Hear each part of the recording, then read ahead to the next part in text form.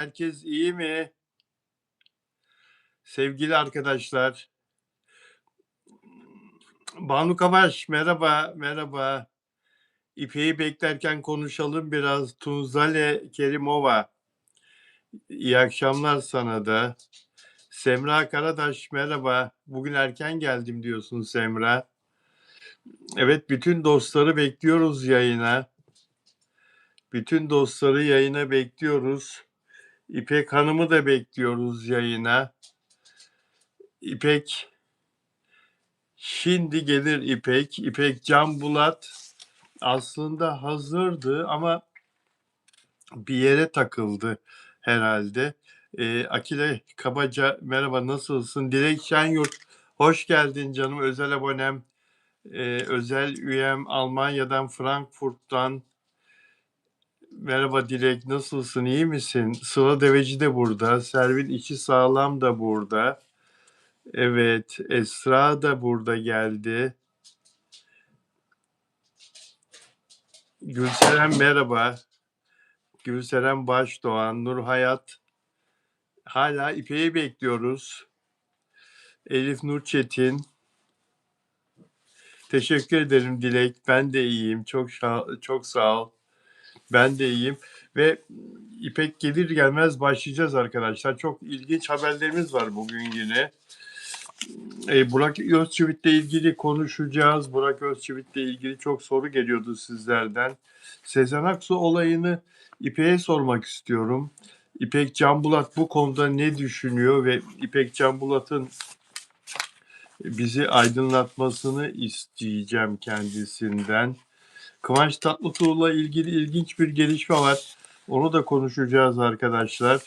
Ve Afra Saraçoğlu'nun oyunculuğuyla ilgili sektörün önemli bir ismi, çok önemli bir isminin söyledikleri var arkadaşlar. Afra Saraçoğlu'yla ilgili. Onu da konuşacağız ve Mert Ramazan Demir'i çok sordunuz bugün bana. Mert Ramazan Demir yüzüne ne yaptırmış? Ne oldu bu çocuğa? Mert Ramazan Demir'in nesi var Bilal Bey?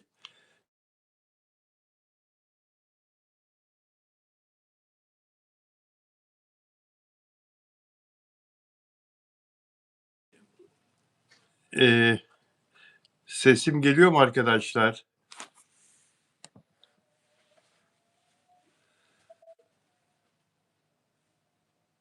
Sesim geliyor mu arkadaşlar? Ses gitti. İpek, ses gitti. Yayındayız şu anda İpek ama aradın beni, ses gitti. Arama, ne olur arama. Yayındayız şu anda ve ses gitti. Geldi mi ses? Dilek Şenyurt, Yok, ses geldi mi? geliyor. Tamam o Geliyor, zaman. geliyor ses. Tamam İpek. Seni beklerken daha fazla bekletmemek için yayına başladım çünkü. Tamam. Konuları konuşmadım. Selamlaşıyoruz dostlarla. Peki, ses geliyorsa mesele yok. İpek, seni soruyorlar. İstersen sen de bir Merhabalar, merhaba. öncelikle hepinize hoş geldiniz. Nasılsınız, iyi misiniz? Yazmışsınız bana. Instagram'da bir hikaye attım ama o attığım hikayeye yorum yapmışsınız. Demişsiniz ki ya nasıl olur bu Mert Ramazan Demir'le ilgili, ben oraya takılı kaldım. Oraya takılı kaldığım için aslında biraz geç girdim yayına. Biraz eleştiriler de vardı burada. Ama tabii ki konuyu açtığınız an itibariyle ben konuyu anlatacağım. O yüzden konunun giriş konusunu bilmiyorum. Söz sizde. Buyurun Bilal abicim. Evet, açacağız biraz sonra konuyu. İpek, biraz daha büyütür müsün kendini? Bana doğru yaklaşırsan büyütürse. Evet, evet. Şöyle, Böyle iyi, böyle iyi. Evet İpek. Kucağında ne var İpek? iPad'im var. iPad'in var. Peki. Bilgileri, doğum haritalarını çıkart dedin. Hepsinin haritalarını çıkarttım. Bravo, Buraya çok iyi yaptın. kaydettim. O yüzden. Çok iyi yaptın, çok iyi yaptın. Peki Burak Özçivit'le başlayalım İpek. Burak Özçivit'i senin çok beğendiğini biliyorum. Aile olarak da onları beğendiğini biliyorum. Ben ekranda da televizyon yayını yaptığım zaman Beyaz TV'de Söylemezsem Olmaz zamanı da araştırmıştım. Ekranda en çok para kazanan oyuncu Burak Özçivit. Erkeklerde en çok, genel olarak da en çok parayı o kazanıyor. Ve şimdi de bugün bir haber vardı. Eyüp'te, İstanbul'un Eyüp semtinde 30 tane daire birden satın almış. Aynı emlakçı aracılığıyla 150 milyon lira ödeyip 30 daire birden almış. Yani Burak Özçivit'i sen de takip ediyorsun. Çok parası Evet, olduğunu çok sen da de... beğeniyorum. Evet, doğru. Maddi durumunun çok iyi olduğunu da biliyorum. Evet, Ama biliyorsun Bilal abicim, çalışan insan her zaman kazanır. Yani bu bir eleştiriye açık bir konu olsa da çalıştığı için ben bunu çok açıkçası eleştiremem. Gerçekten çok çalışıyor, kazanıyor, hakkı. Ramazan gibi aynı. evet. Yani tabii ki çok çalışan oyuncular var ama Burak'ın bir de şansı çok fazla. Burada sana sormak istiyorum. Yani herkes çalışıyor, herkes bir şeyler yapıyor sektörde. Ama Burak'ta öyle bir kısmet var ki mesela yurt dışı tanıtım işleri geliyor devamlı Burak'a. 100 bin dolardan aşağı gitmezdi. Şimdi 150 bin dolar olduğunu öğrendim. Yurt dışındaki tanıtımlara, işte açılışlara, o hani etrafını Rus kızları sarıyor ya, o gittiği Evet. etkinliklere 100 bin dolarla başlamıştı. Şimdi 150 bin dolar alıyor diye duyuyorum. Ve bu etkinlikler, bu açılışlar ona çok geliyor. Reklam firmaları, reklam teklifleri çok alıyor, işbirlikleri. 1,5 milyon dolar, 2 milyon dolar e, reklam kaşesi firmasına göre, sektörüne göre çok iyi bir para. Yani bir Türk oyuncusu için çok iyi bir para. E, Ve aldığını kazancını da gayrimenkule yatırıyor. Para yok olup gitmesin, değer kaybetmesin diye Ne düşünerek. kadar güzel yapıyor. Geleceğe yatırım yapıyor işte. Akıllı adam işi. Evet. Yani mesela Bodrum'da 4 tane bir arsa aldı. Gümüşlük'te 4 tane villa yaptırdı üzerine. Hepsi son derece lüks villalar. İstanbul'da bir zamanlar senin de oturduğun o lüks sitede 2 tane villa aldı. Biri 2,5 milyon dolar değerinde, diğeri 4,5 milyon Evet, dolar evet. değerinde. Orada maalesef artık 1,5 milyon dolara bile kalmadı villa. Evet. Eskiden yüzüne bakmazdı oraların. 20 sene önce tamam Erdal Acar 100 bin dolara satardı. İnan müşteri bile bulamazdı biliyor musun? Bütün samimiyetimle söylüyorum. Sene 2002'den bahsediyorum. 2002 ile 2005 tarihi arasında ben almıştım orada ev. O zaman müşteri bulamıyorlardı. Ben anlayamadım şimdi bu rakamlar nedir? 3,5 milyon dolarlar, 4,5 milyon dolarlar. Yani Ya işte orada hem orada yaşıyor, bir evi var, 2 tane evi var. Birisinde yaşıyor, birisinde de kiracısı var. Abu Dhabi'de 11 odalı bir malikanesi var. Dubai'de 3 tane farklı rezidansta 3 tane farklı dairesi var. Say say bitmez yani. Allah daha çok versin. Bu daha biraz çok da verdi. sana esas sormak istediğim, biraz da evliliğiyle ilgili mi bu kadar çok kazanabilmesi? Yani Fahriye de ona yön veriyor olabilir mi? Eşi de Tabii ki, tabii ki, tabii ki. Bir defa bu başarılı erkeklerin arkasında hep bir kadın vardır. Yani bir hmm, erkek eğer gerçekten iş hayatında muvaffaksa, başarılıysa mutlaka bunun arkasında sevgiyle, aşkla olan bir enerjiyle doğan bir kadın vardır. Fahriye Evcen'in tabii ki inanılmaz tesiri var bu konuda. Olmaması imkansız. değil mi? Yani eşi çok akıllı bir kadın. Fahriye Evcen onu çok iyi yönetiyor. Peki şimdi evet, Mert Ramazan Demir'le ilgili çok soru geliyor. Şu anda da Evet. arkadaşlar ekranda biz senle bu şeyi konuşurken Burak Özçivit'i, Mert Ramazan Demir'le ilgili fikir alışverişinde bulunuyorlar takipçiler. Konuşacağız arkadaşlar. Mert Ramazan Demir'in yüzünde estetik mi var? Botoks mu var? Yoksa yüzüne başka bir şey mi uygulandı? Photoshop mu yapıldı? Nedir bu değişiklik diye konuşacağız. Bu arada biraz evvel Mert Ramazan Demir'in elinde klaketle yeni dizinin başladığı fotoğrafı servis edildi medyaya. Yeni dizi seti başladı. Biraz evvel servis edildi fotoğraf. Çekimler başladı diye. Evet, konuşacağız hepsini arkadaşlar. Kerem Alışık, Sadri Alışık'ın oğlu, sevilen oyuncu Evrim Alasya'dan, sevgilisinden 1,5 senelik ilişkisini bitirerek ayrıldı. Onlar bir tiyatro oyununda beraber oynamaya başladıkları zaman provalarda yakınlaşmışlardı ve ilişki başlamıştı.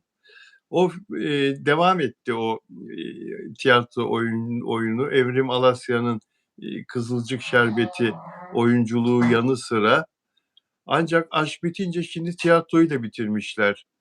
Piyesi de bitirmişler ve satılan biletlerle ilgili de geri ödemelere başlayacaklarını Ne duyurdular. kadar yanlış. Ben tasvip etmedim bu konuyu. Yani şimdi özel hayatınızda ilişkiler bitebilir ama iş hayatınızda bu devam edebilmeli. Yani iş Bravo. hayatınız, özel hayatınız paralel olursa o zaman siz aslında halka, topluma da zarar vermiş olursunuz. İnsanlar da sizin hakkınızda çok da olumlu düşünmezler. O açıdan dolayı özel ilişkiniz bitse, ayrılsanız dahi o iş hayatındaki başarıyı bence devam ettirebilmeliydiniz ki en azından bu kadar izleyenin, sizi sevenlerin sizin aleyhinizde olumsuz düşünmemeleri açısından. Ben bilmiyorum, bana biraz saçma geldi bu bölümü.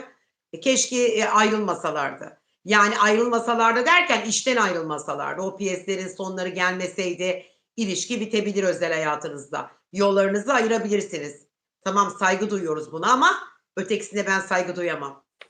Evet. Şimdi bunu sebebini anlamak için biraz karakterlerine inmek lazım. Evrim Alasya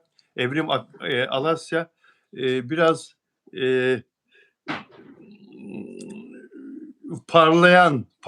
çabuk parlayan, stresli, tepki koyan, e, dominant bir karakter. Fazlasıyla dominant olduğu söyleniyor sektörde. Zaten gazeteci arkadaşlara gider yapması, geçtiğimiz aylarda bir konuda muhabirlere işini öğretmeye kalkması, işte ters cevaplar vermesi.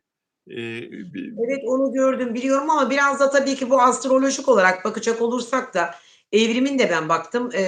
Doğum haritalarını çok açıkçası inceleyemedim ama şöyle bir burçlarına baktığım zaman Evrim Evet. zaten dominant bir karakter ve aynı zamanda biliyorsun egoları olan bir burçtur. İş Ben hayatında da bir dakika. Ben de aslanım ama ben hiçbir zaman ego falan yapmam, öyle şey yapmam yani. Hiçbir zaman bunu hep tartışırız zaten Bilal abicim sizinle ama hiddetlenmem böyle yani. aslan kadınıyla aslan erkeği aynı değildir. Ha, bak bunu söylemen lazım o zaman senin. Evet, değildir.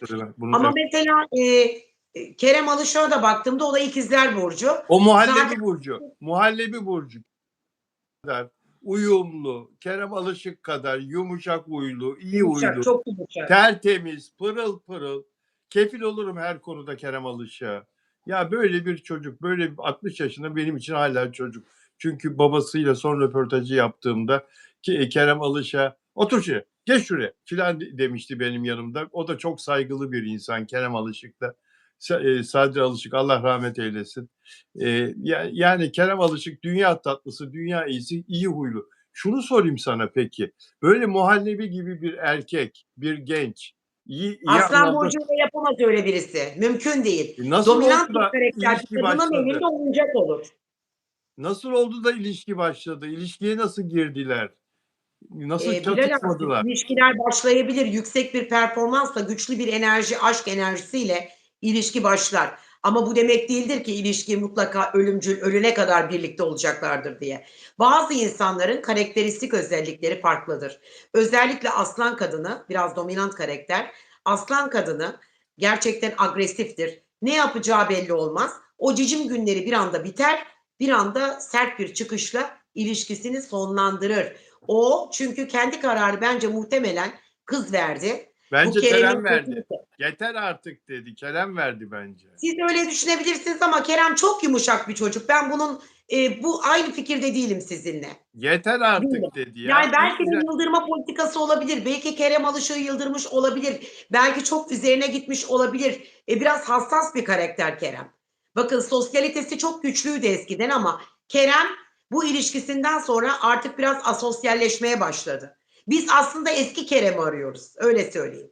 Ta Şahin, Sibel Turnagöz zamanındaki Kerem'i arıyoruz. Şahin, Hakan Ural'la o can dostu, kanka olduğu dönemlerdeki Kerem'i arıyorum ben. şair aynı zamanda biliyorsun. Şiir kitapları. Biliyorum, bilmez miyim? Ama bir Dayısı da şey söyleyeyim mi? dayısı da ünlü Bence şair. ayrılmaları da iyi oldu. Bir dakika. Dayısı da ünlü şair Atilla İlhan. Kerem Alış'ın dayısı. Biliyorum, biliyorum. Annesi Çolpan İlhan'ın erkek kardeşi Atilla İlhan dayısı. Peki evet, bir daha söyle lütfen en son söylediğini. Ayrılmaları bence çok iyi oldu. Çünkü en azından Kerem kendini bulacak. Gerçekleri görecek. Çünkü bir erkeğin üzerinde çok böyle dominant bir karakter bir kadın olduğu zaman o ilişki belli bir yerde son bulur. Biraz, erkeğe de fırsat vermek lazım. Erkeğe de erkekliğini hissettirtmek lazım. Yani, böyle, sürekli bir dominant karakterle, sürekli böyle bir, ne bileyim, üzerinde bir tahakküm uygulamakla yahut ne bileyim bir kıskançlık karakteri olabilir yahut da ne bileyim üzerinde bir baskı olabilir. Her türlü konuda olabilir. İlişkiler son bulur. Onun için ben buradan bütün bayan dostlarıma söylüyorum. İlişkileriniz varsa bu bir sevgililik olabilir yahut bu bir evlilik olabilir. Hiçbir zaman karşınızdaki erkeğe dominant davranmayın. Yok benim işte burcumun özelliğiydi bu falan olmaz. Eğer siz baskın karakter olursanız ilişkiniz belli bir noktada son bulur. Teşekkür ederim Banucuğum. Çok sağ ol. Sağ ol, var ol, eksik Yani olma. Ben de seni Kerem çok Alışık seviyorum. gibi bir erkeği kaybeden kadın otursun ağlasın. İstediğin kadar Yani, Aslan burcu ol. o yani Bilal abi İstediğin bilemiyoruz ki kadar aralarında ne oldu. istediğin kadar Aslan burcu ol. Evrim Alasya. İstediğin kadar ünlü bir oyuncu ol. Kızılcık Şerbeti'ne kadar sen de sıradan bir oyuncu olarak biliniyordun. Muhteşem bir dizinin içinde başrollerden biri oldun. O sayede çok güzel bir yerlere geldin. Tamam. Ama Kerem Alışık'ı kaybettin ya, yazık. Bu arada demin sen güzel bir şey söyledin bu konuya başlarken. Dedin ki ilişki bitebilir ama dedin. Neden birlikte oynadıkları tiyatro oyununu bitiriyorlar? Düşünsene, bir eser artık yok oluyor. İlişki bitti diye. İşte O bakın az önce bir şey söyledim. evet, Ayrılıklarına saygı duyabilirim ama asla iş hayatında halkla dalga geçmek gibi yahut da verilmiş bir kararı iş hayatında bozmak, özel hayatına connecting yanlış. Çünkü o zaman ne oluyor? Bizleri içe sayıyorlar. Dolayısıyla çok önemli bir olayın sonlanması var burada. Özel hayattan bahsetmiyorum. İş hayatının bitmemesi gerekiyordu. Ben evet. bunu eleştiririm. Evet, şimdi bunu bir daha üzerinden geçelim. Sonra yaşanmış gerçek bir örnekle bunun altını çizeceğim. Kerem Alışık'la Evrim Alasya aynı tiyatro oyununun provaları sırasında tanıştılar. İkisi de bir tiyatro oyununda başrol ve ilişkileri o zaman başladı. 1,5 sene ilişkiyle beraber tiyatroyla İstanbul'da ve Anadolu'da, yurt dışında da turnelere de gittiler. Gittikleri her yere aşklarını da götürdüler, sanatlarını da götürdüler. Ancak kavga edip de ilişkileri sonlandığı zaman temsilimiz de sona erdi. Ve bundan sonraki oynayacak olan piyesler iptal edildi. Bilet alanlara bilet paraları iade edilecektir diye bir açıklama yapıldı. Bu Şimdi halka saygısızlık, başka bir Zuhal şey değil. Zuhal Zuhal Olcay ile Haluk Bilginer 1992 yılında evlendiler. 2004 yılında boşandılar. Boşanma sebebi Haluk Bilginer karısı Zuhal Olcay'ı Aşkın Nur Yengi ile aldatmıştı. Aldattı. Evet biliyorum. Buna Ama ne rağmen oldu? buna rağmen ve Aşkın Nur Yengi'den çocuğu da oldu. Buna rağmen yıllardır Zuhal Olcay ile Haluk Bilginer'in tiyatrosunda oyun oynuyorlar, başrol oynuyorlar şu anda. Başrol oynuyorlar. Yani sanat başka, senin de söylediğin gibi İş özel başka. ilişki, özel hayat başka. Aşk başka, iş başka.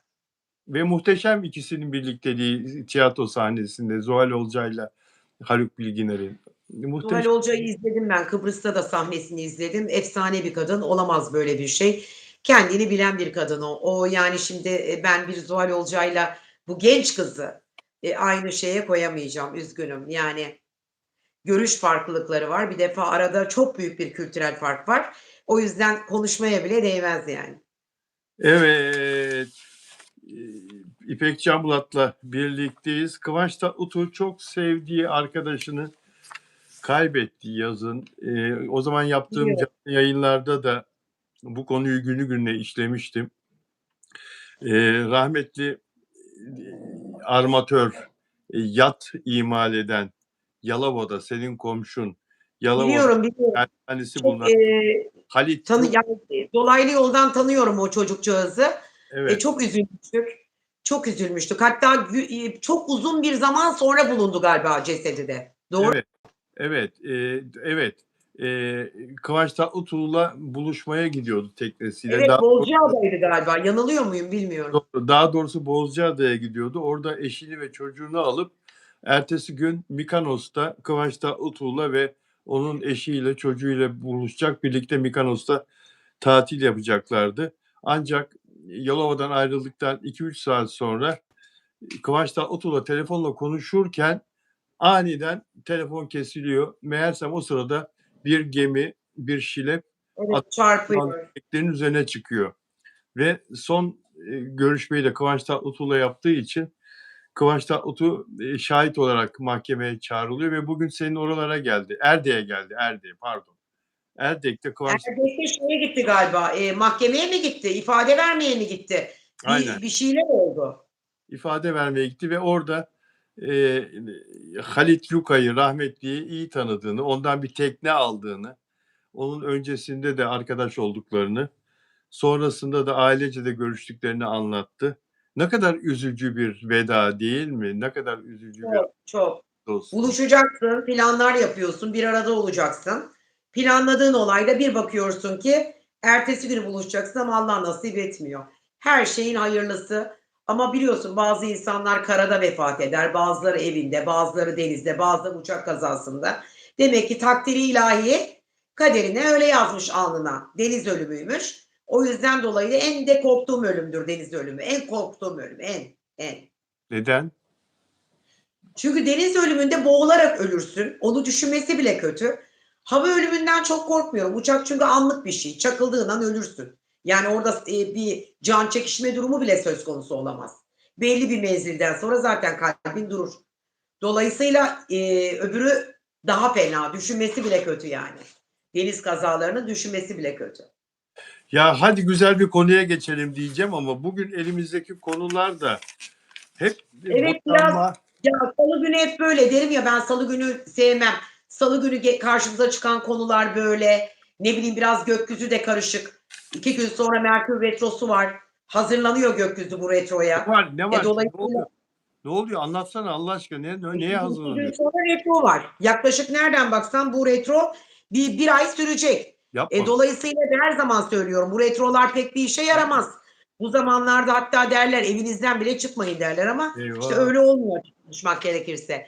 Şimdi 25 Şubat tarihinde öğleden sonra gelecek olan bu retro yaklaşık Balık burcunda 22 derece açıyla ortaya çıkacak. Ve Yarın. dolayısıyla bizi etkileyecek. Ne açıdan etkileyecek? Kimi İlişkileriniz etkileyecek? varsa Kimi? tabii ilişkilerde bir sıkıntı olacak.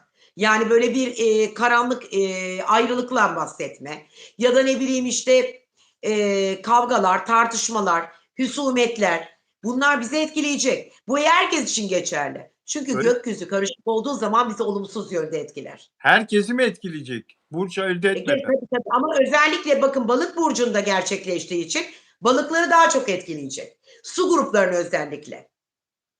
Su grupları. Ne var su grupları başka? Kova var. Yengeç ve akrep var. Kova Yengeç ve akrep var. Onları da çok etkileyecek. kova su kovası mı sayalım Tabii. kova burcunu? Kovayı etkiler mi? Hayır, etkilemez, o hava grubu, Kova burcu O etkilemez. hava grubu. Kovalar zaten etkilendiler. Kovaların etkileşim alanı 4 Nisan tarihi itibariyle hayatlarında değişiklik olacak kovaların. Ama özellikle balıkları çok etkileyecek. Hatta bu dönem, yani şu an gökyüzü hazırlanıyor ya, 2 gün sonra retroda bir ay sürecek.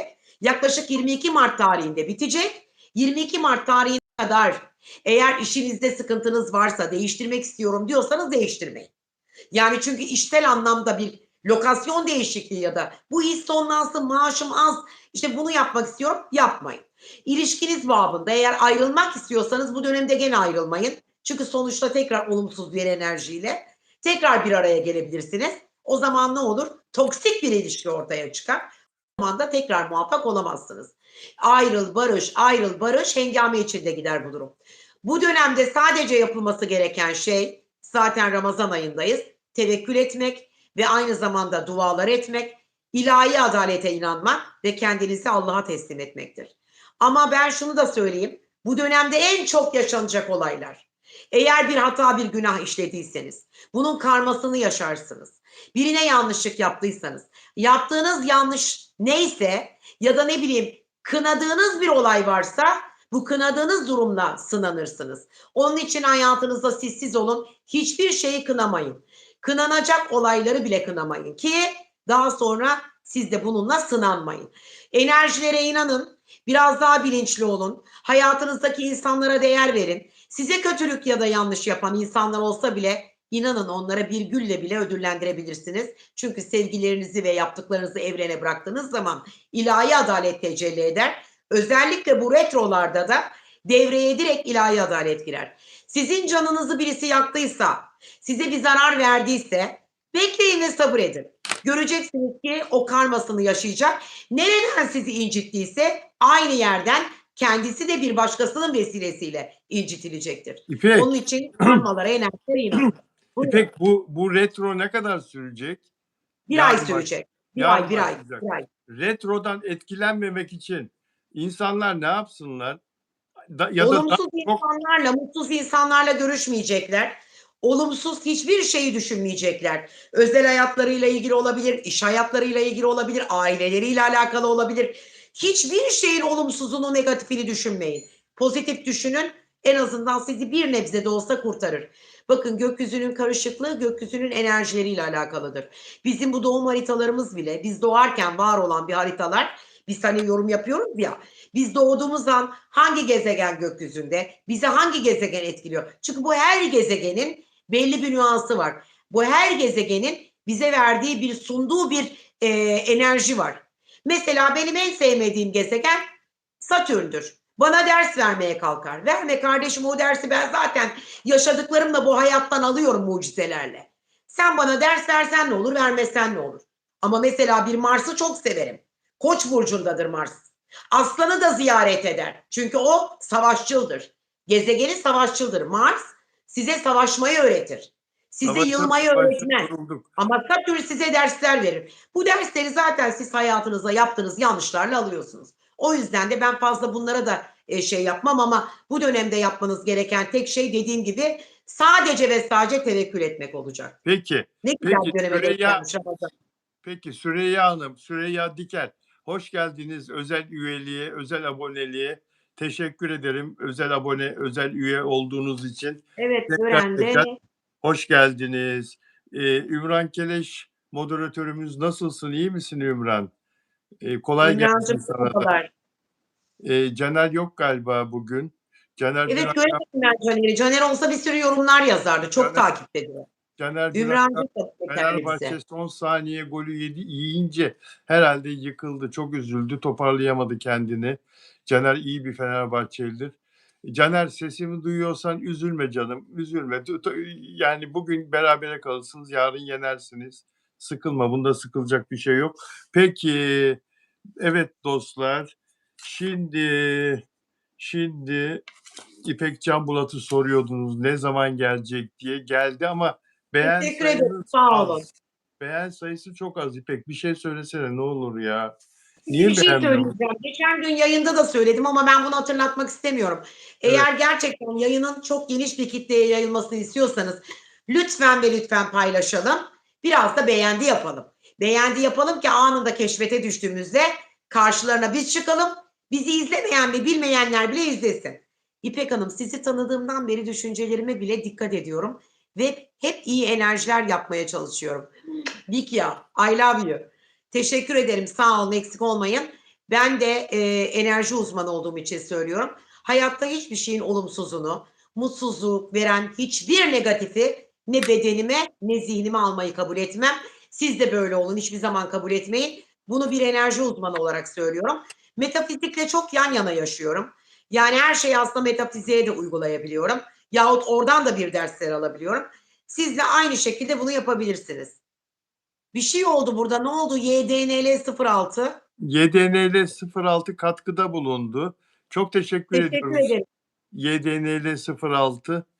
Eksik olma güzel kardeşim. Çok teşekkür ederiz. Evet. Dolunay Soysert suçlanıyor. Dolunay Soyser. Ha, biliyorum o kızcı. oyuncu Koç burcu o da. Koç burcu. ben bir anlatayım. Dolunay Anlat Soyser. bakalım. Şimdi değerli izleyenler, eee, bir kadıncağız bir kadıncağız Beyhan Hanım, kocası iş insanı, bayağı varlıklı bir insan ve konuda araştırma şirketinin sahibi. Dedi ki mahkemeye dava açtı, boşanma davası açtı. Eşinden boşanmak istiyor. 20 yıllık 2 çocuklu yuvasının oyuncu Dolunay Soysert yüzünden yıkılmakta olduğunu iddia ediyor. Aydın Erdem iş adamı. Evliliğimiz oyuncu Dolunay Soysert yüzünden bitmektedir ve eşimle artık mümkün değildir evliliği devam ettirmek. Kendisinden yaşadığım manevi çöküntüler ve travmaların telafi edilmesi için 50 milyon lira maddi ve manevi tazminat talep ediyorum diye dava açtı. Boşanma dilekçesinde bu söylediğim cümleler yer aldı. Ayrıca Beşiktaş'ta müşterek aile konutunu da dava süresince 2 çocuğu ve kendisine tahsis edilmesini istedi. Eee, Dolunay Soysert'ten bir açıklama bekliyoruz. Cevap hakkı vardır Dolunay Soysert'in. Dolunay Soysert gerçekten de iddia edildiği gibi bir yuvayı yıktı mı, yıkmak üzere mi? Şöyle diyor kadıncağız, eee, Dolunay Soysert'le hem yurt içinde hem yurt dışında pek çok kez tatile gidip aynı otelde kalarak evlilik birliği içerisinde sadakat yükümlülüğüne aykırı davranmıştır diyor. 4 ve 13 Ağustos tarihleri arasında davalı Aydın Erdem bana tatilde olacağını söylemiştir. Yani kocası karısına söylüyor. Hı Eee, hı.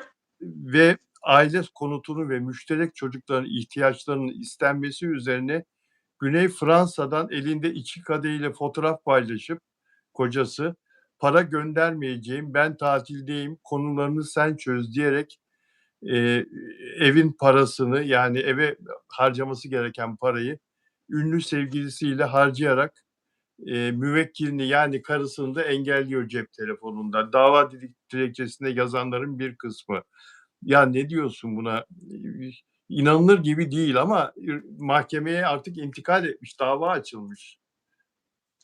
Yani Bilal abicim bir defa şöyle bir şey söyleyeceğim. Yine az önceki konu. Tam da böyle retroya yakın bir zamanda olmuş bu hikayeler. Nereden bu kadını yaraladıysa bu beyefendi aynı yerden başka birisi tarafından yaralanacak. Bu lafımı unutma. İlahi adalet var. Ya, Yuva yıkanın yuvası olmaz. Bunlar denenmiş, yaşanmış, yıllarca biliniyor. Evli erkeklerden ne umuyorsunuz? Evli erkeklerin yuvalarını yıkmakla yahut evli erkeklerin yuvalarına bir kanca, bir çengel atmakla neyi yapmaya çalışıyorsunuz? Zannediyor musunuz ki onun yuvasında o mutsuzluk rüzgarları eserken sizin o cicim günleriyle başlayan ilişkilerinizin sonu sağlıklı bitecek? Hayır. Buraya yazıyorum. İpek dedi dersiniz. oralara yazma. İmzamı da atıyorum. Bu ilişkinin sonu da fos, bu ilişkinin sonu da biter. Çünkü Yapma. adalet vardır. Bu dönemde de ne yaşarsan aynısını yaşarsın.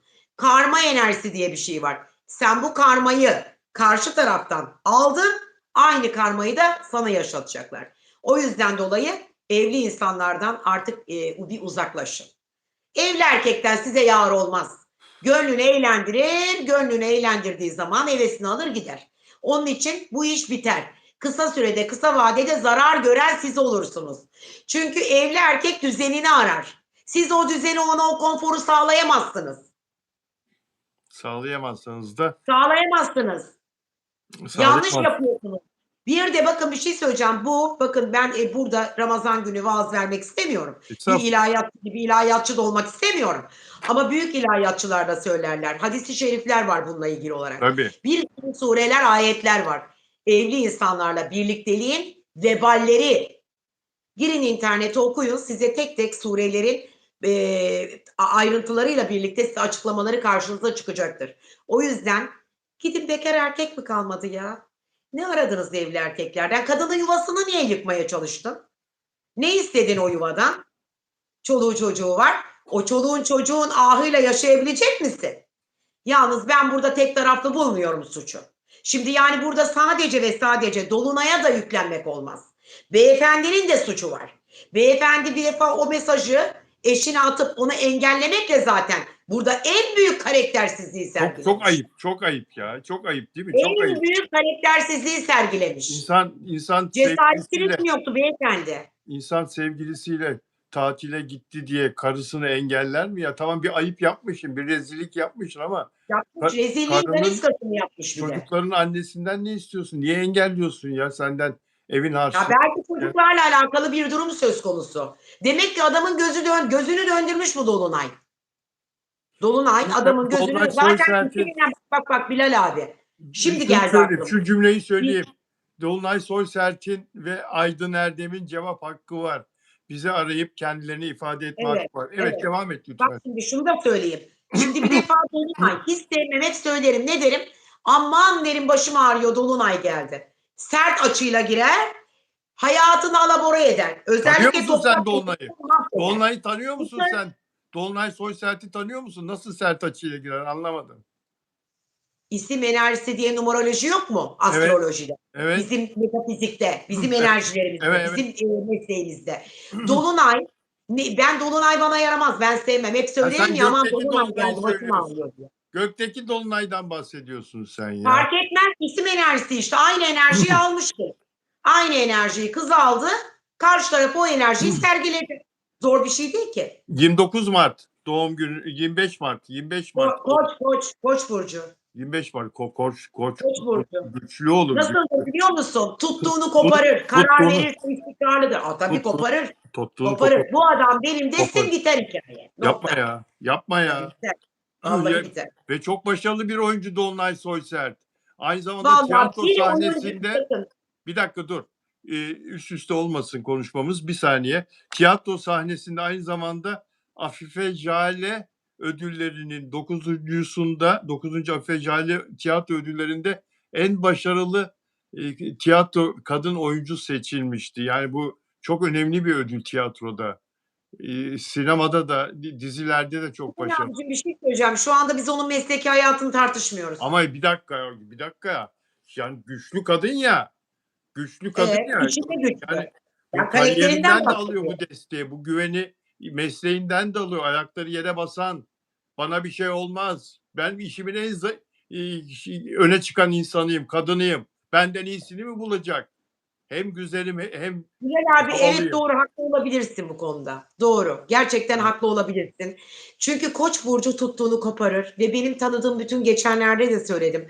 Yöneticiler, bu iş hayatındaki başarılı yani bu kadınlar, başarılı bir kitle ve grup var. Bunların çoğu Koç burcu. Genelde yöneticiler, genelde holdinglerde, bilmem nerelerde, işte ne bileyim koordinatörler, genel müdürlerin hepsi kadınlardan Koç burcudur. Bana gelen danışanların çoğu da öyle. Tabii ki bu konuda kendine güveni olmuş olabilir ama bu güven duygusunun olması demek bu evliliği yıkması yahut da bu evli erkekle birlikte olmasını bir doğallaştırmıyor, normalleştirmiyor yani. Doğru söylüyorsun. Peki, şimdi diğer bir konuya geçelim. Önümüzdeki günlerde Dolunay Soysert'in bu ilginç dosyasını, adliyeye intikal eden bu ilginç boşanma davası ile ilgili konuyu tekrar konuşacağız. Dün Bircan Bali, televizyoncu arkadaşım ve Esra Balemir güzel bir haber yaptılar. Sezen Aksu'nun en son sevgilisiyle ilgili. Sezen Aksu son bir yıldır bir aşk yaşıyor, bir ilişki yaşıyor ve çok mutlu ve 40 yaşında sevgilisi Sezen Aksu 54 doğumlu, 72 yaşına geldi Sezen Aksu. Kendisinden 30 yaş, 32 yaş küçük bir erkekle birlikte. Adam Bursa'da veteriner. Bursa'da İnanmıyorum. evet, Bursa'da veteriner. Ne diyorsun, ne düşünüyorsun? Sen Sezen Aksu'yu tanırsın, seversin, takip Sezen Aksu'yu edersin. ilk gerçeği severim. Onun şarkılarınla büyüdük. Sanatına hiç toz kondurmam. O başka bir şey. Yani bir minik serçe daha gelmez. Ama şöyle söyleyeyim. Minik serçe Yengeç burcu. 12 Temmuz doğumlu. Baktım ben onun haritasına falan. İnceledim. Yengeç burcu evcimendir. Genelde aşklarını dışarılarda değil, evin içinde yaşar. Dolayısıyla aşka çok önem verir. Tam bir aşk kadınıdır. Erkeği de tam bir aile babasıdır. Ama tabii burada Sezen yengeç olduğu için bence duygularını konuşturmuş. Belki uzun zamandan beri buna ihtiyacı vardı. İnsanları yaşlarıyla kınamamak lazım. Ben bu konuda yok işte 40 yaşında veterineri buldu. İşte bunu eleştirelim mi? Dediği noktada birisi ben bu eleştiriye şans Yo, tanımam. yo o anlamda demiyorum ama şimdi bir de bir gerçek var. Şimdi Sezen Aksu o çok güzel fotoğrafları var. Genç kadınlık döneminden önümüze çıkıyor Google'da Sezen Aksu fotoğraf deyince. Hep genç görünümlü fotoğrafları çıkıyor. Tek tükte yaşını aldıktan sonra çekilen fotoğrafları çıkıyor. Şimdi Sezen Aksu artık o genç görünümünde değil. Şimdi dışarıya çıktı, sokağa çıktı. Yanında 40 yaşında sevgilisiyle beraber yan yana el ele tutuştuğu zaman, insanlar gördüğü zaman, şimdi doğru söyleyelim yani Sezen Aksu Ama Bilal abi bir saniye kaç yaş kayırmayalım. farkı var Şimdi bir dakika aranızda? adamın cildi pırıl pırıl.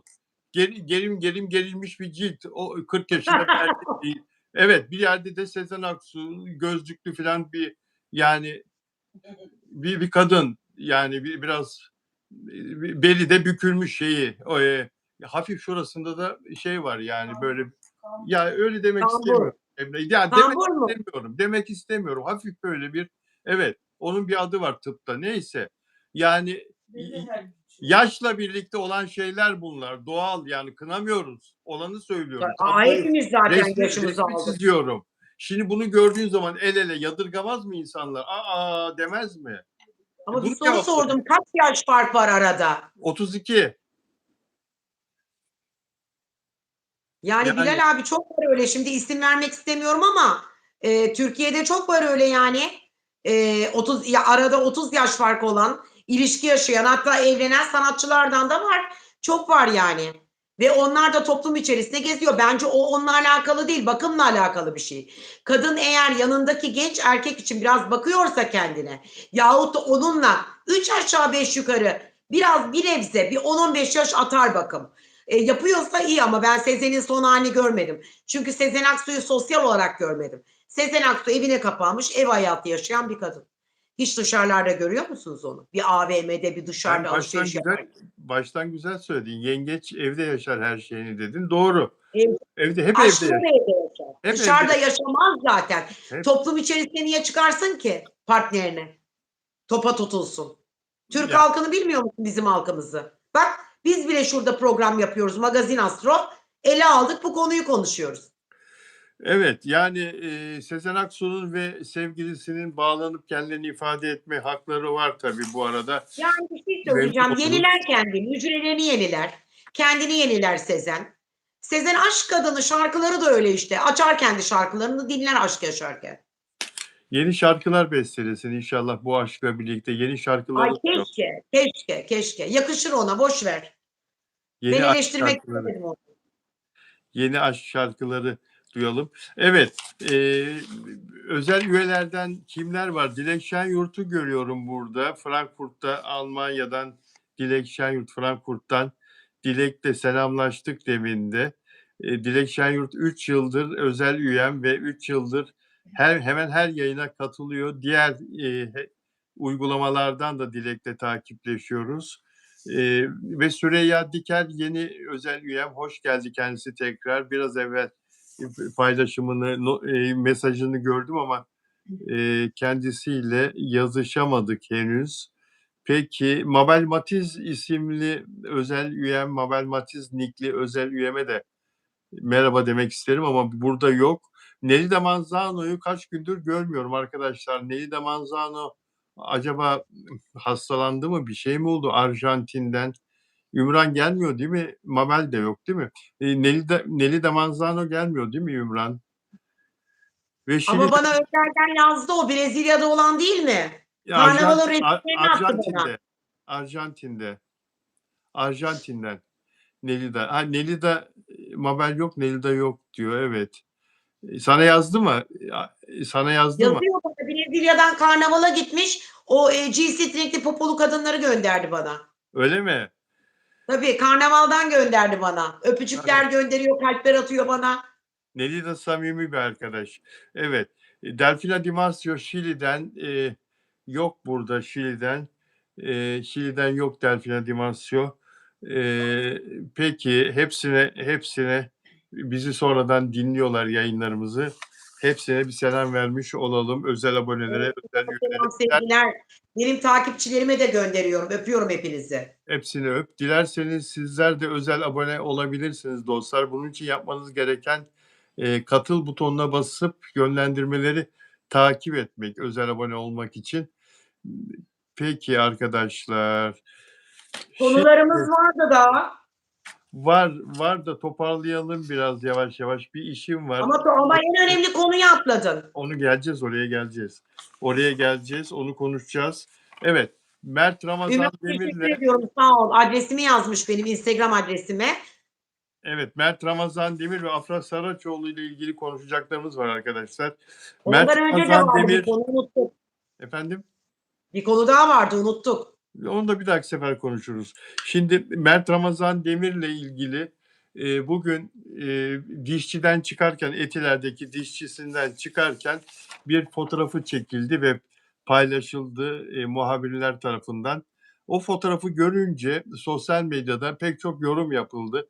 Mert'in yüzünü niye şopluyor muhabirler, niye şoplayıp da paylaşıyorlar?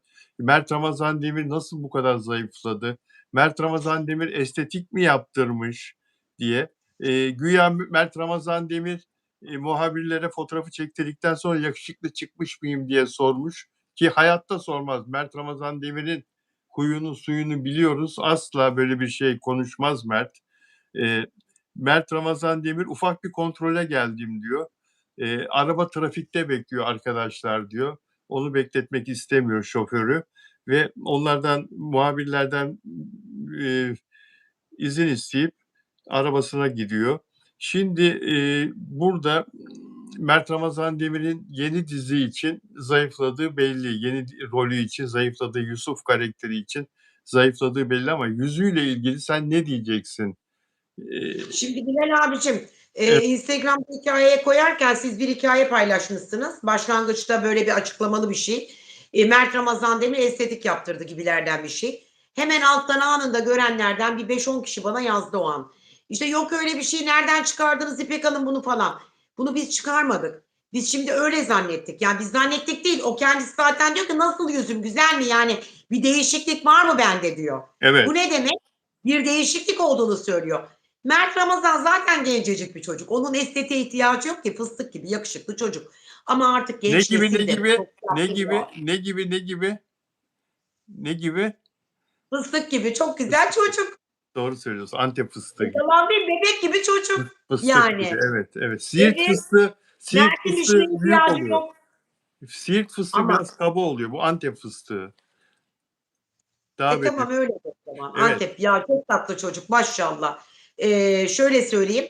Şimdi artık bu botoks yaşları da küçük yaşa düştü.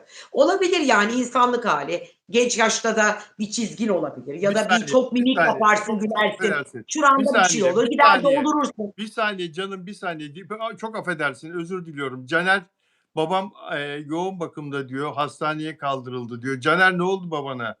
Çok geçmiş Bu olsun. aralar olamayacağım diyor. Geçmiş olsun Caner. Caner baban niye yoğun bakıma kaldırıldı kardeşim benim ya? Çok Çok geçmiş olsun çok geçmiş Caner'cim ya. olsun. Ne oldu Caner? Hay Allah ya, üzüldüm Ya ya. aşağı diyelim Allah'tan ümit kesilir mi? En büyük dualarım sizinle Caner'cim babanla. Sen ne olur güzel enerji yollasana Caner'in babasına. İnşallah, inşallah. Zatürreden yoğun bakımda. Durumu ağır. Ya bu Zatürre. zaten bu havalardan işte. Bu havalarda cam açık oturuyorsun ya bir saat mesela farkında olmadan çarpılıyorsun. Tişörtle oturuyorsun, kısa kolluyla oturuyorsun. Tütünlü malzeme de Çarpılıyorsun. içmemek lazım yani. O da varsa. Ne Ama ben yapmamak lazım? Ne yapmamak lazım? tütün içiyorlar, tütünlü malzeme. İsmini söyleyemiyorum burada. Aynen. Caner ya, Caner canım ya. Ben kötü bir şey Ya. hissetmedim Caner. Kötü bir şey hissetmedim diyor bak. Kötü bir şey hissetmedim diyor. İpek'e inan. Öyle istiyorum. Kötü bir şey düşünmek de istemiyorum. Bütün dua edelim gerçekten. 279 kişiyiz burada. Belki bazılarımız zaten bizim dinimizde olmayabilir, anlayamayabilirler ama duanın zaten istenilen tek yeri var. O da Allah. Kaçınılmaz. Caner'cim çok öpüyorum seni. Caner çok Şifa geçmiş olsun. diliyorum Allah'tan babacığın için. Hoşça kal canım benim. Allah yardımcısı olsun Caner. Çok geçmiş Amin, olsun. amin. Peki kaldığımız yerden devam edelim lütfen. Sözünü böldüm. Mert Ramazan Demir Evet, estetik mi yaptırdı? evet, Hayır evet. yaptırmadı. Ama Yaptırmadı. yaptırmadı ama muhabirler biliyorsun bir şey ortaya atacaklar gündeme gelsin konu diye. Çocuğu görmüşlerdir orada. Belki bunu bile demir. Sen inanıyor musun böyle bir şeye? Hayır. Hayır. Yalnız çok sıkı bir detoks programı uyguladığını duymuştum. Bir kampa katıldığını detoksla ilgili yurt dışında böyle bir kampa katıldığını duymuştum. Bu Yusuf karakterine hazırlık dönemi için yaklaşık bir ay süren bir şeye katıldığını duymuştum ve görülüyor ki fiziğinden ve aynı zamanda vücuduna da kas yaptı. Vücuduna da kas yaptığını biliyorum, duydum. Hem göğsü hem kolları, vücudu da çok daha fit bir hale geldi. Zaten ekranda dizi başladığı zaman o farkı göreceğiz. Ama saç şekli falan değiştiği için yüzü de değişmiş gibi geliyor bize. Hayır, verdiği kilolar, saç şeklinin değişmiş olması, Yüzü ufak de tefek küçülmüş. Daha yani sağlıklı, daha dinç, daha bravo, yakışıklı olmuş bu. bravo ve mutlaka kremler falan da kullanıyor. Bu ayıp bir şey değil. Herkes kullanır. Kendini bilen, kendisini seven, sağlığını düşünen, cildini daha bakımlı yapmak isteyen kadın da erkek de kullanmalı zaten. Yani daha güzel olmuş, daha yakışıklı gözüküyor bence de. Bence de. Ama şöyle de bir gerçek var İpek. Hepimiz insanız. Bir süre sonra dizi başlar, her şey yerli yerine oturur, hayatı yerli yerine oturur tekrar çalışma temposu, özel hayatı filan. Ondan sonra kendini bir süre böyle bir salar. Yine yanakları hafif böyle toplanır. Hafif biraz göbeklenir filan. Eski haline de döner yine. Öyle insanoğluyuz. Nasıl Cem Yılmaz şimdi Gora 4 filmi çıkmadan evvel başladı yine kendini Evet, böyle böyle evet. böyle böyle. Yani Serenay Sarıkaya ile çıkmaya başladığı zaman da tekrar girmişti spor salonuna. Serenay Sarıkaya'dan boşandıktan sonra böyle ayrıldıktan sonra böyle şişmanladı filan. Saldı her şeyi. Ta Aynen öyle. o zamandan beri ilk kez şimdi spor salonuna giriyor. Gora 4 için. Yani insanoğluyuz. Hepimizde var böyle bir şey. Evet. Peki katılıyorum Mert Ramazan Demir'le ilgili söylediklerine. Bu arada Afra Saraçoğlu'nun oyunculuğuyla ilgili aynı dizide oynayan 55 yıllık tiyatro sanatçısı, sinema sanatçısı ve dizilerde de oynayan Tarık Pabuççuoğlu çok önemli bir oyuncu, usta bir oyuncu. 77 yaşında. Kenan İmirzalıoğlu'nun oynadığı karakterle Sinan Tuzcu'nun karakterinin babası hani o bıçaklanan, öldürülmek istenen, yoğun bakımda yatan e, ailenin babası diyor ki katıldığı bir televizyon programında Afra Saraçoğlu'nun oyunculuğunu nasıl buldunuz diye soruyorlar kendisine. Daha yeni bu birkaç günlük bir Evet. röportaj. Vallahi çok şaşırdım. Daha önce izlememiştim kendisini. Ama Afra 40 yıldır Kenan'la karşılıklı oynuyormuş gibi. Çok başarıyla ve çok büyük rahatlıkla götürüyor işini. Tebrik edelim kendisini diyor. Ee, Böyle bir usta oyuncunun da Afra Saraçoğlu'na destek olması, onu beğendiğini, oyunculuğunu beğendiğini söylemesi çok güzel. Kıskançlıktan söylemezler, yaşlı da olsa konuşmazlar ama Afra'ya hakkını veriyor insanlar. Beğeniyorsun değil mi Afra Saraçoğlu'nun oyunculuğunu? Sustun. Afra dediğin derinlere daldım. Beğenmez olur muyum yahu? Yani Afra'yı da beğeniyorum, Mert'i de beğeniyorum. Böyle 2 tane genç yeteneğin daha da böyle zirveye çıkmasını istiyorum. Daha da böyle daha canlanmalarını. Yani bu Mert'le zaten gurur duyuyorum. Ailesiyle ayrı gurur duyuyorum. Öyle başarılı, efendi, bir tane de değil. Hanımefendinin 2 çocuğu var. Abisi de doktormuş galiba. Her defasında bunu söylüyorum ama ben gurur duyuyorum. Afra deseniz çok naif, kibar, çok zarif, çok mülayim bir kız. Allah hiçbir zaman onları ayırmasın. Gerçekten ayırmasın. Mert, başka kardeşleri de var Mert'in. Hepsi çok Evet. başarılı. Hepsi aile çok iyi bir aile. Öyleymiş. Evet, Köklü evet, bir aile. evet. Aile öyle. Anne Köklü, babayı tebrik ediyorum buradan. Takdir ediyorum böyle köklü bir aile. çocuklar yetiştirdiği için. Evet. Çok teşekkür ederim sevgili İpek. Yine Rica ediyorum. az konuştuk, öz konuştuk diyeceğiz ama yine de 56 Önemli dakika değil. oldu. Unuttuğumuz konular var ama cuma günü tamamlarız. 56 Salı 56 cuma dakika oldu. sizlerle birlikteyiz zaten biliyorsunuz. Evet, Cumartesi de beraberiz. beraber. Yayın saatimizi de ezberledim saat 8. O zaman diyoruz cuma günü hayırlı günde akşam saat 8'de görüşmek üzere. Hepinize böyle kokulu kokulu öpücükler gönderiyorum. Hiçbir şeyi kafanıza takmayın. Yarın öbür gün biraz tabii ki retrodan sıkıntı olabilir. Ama dediğim gibi hep pozitif düşünün. Dua edin, tevekkül edin. Her şeyi Rabbimden isteyin.